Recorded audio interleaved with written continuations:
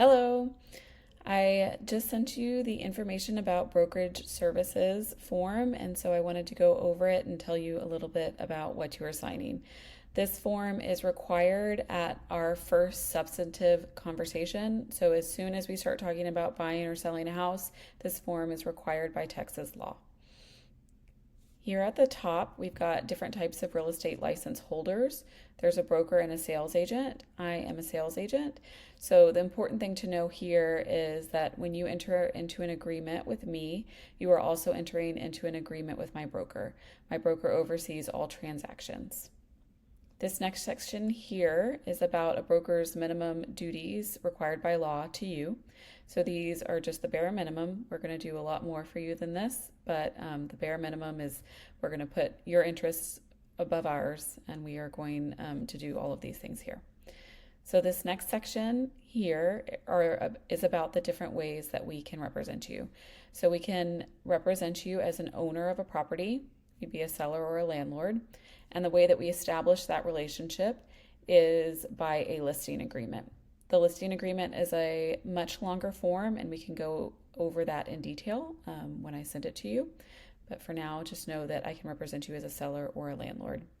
The next way that I could represent you is as a buyer or a tenant. And the way we establish that relationship is through a buyer representation agreement. And again, another long form that we can go over in detail when the time comes. Another way that I could represent you is as an intermediary. So just know that I will never represent both the buyer and the seller in a transaction. I do not believe that I can fairly represent both sides. You would never go into court and not have representation, have your own lawyer. The prosecution would never be also the defender.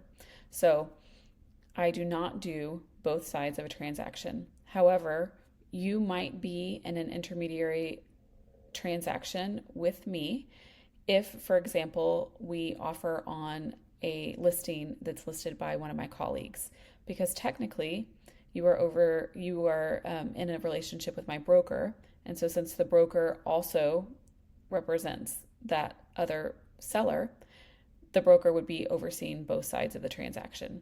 So you always have a choice whether you want to be in an intermediary transaction.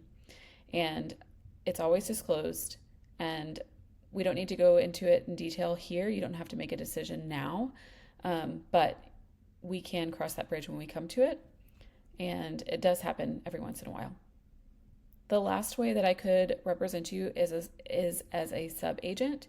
And in this brokerage, we don't do sub-agent work. It's actually become very uncommon. So if you have any questions about that, I'm happy to go over it. But for our purposes, it's kind of irrelevant. So you will sign here at the bottom, and please give me a call if you have any questions at all. I want to be transparent. I want you to know what you're signing, and I will talk to you soon. Bye-bye.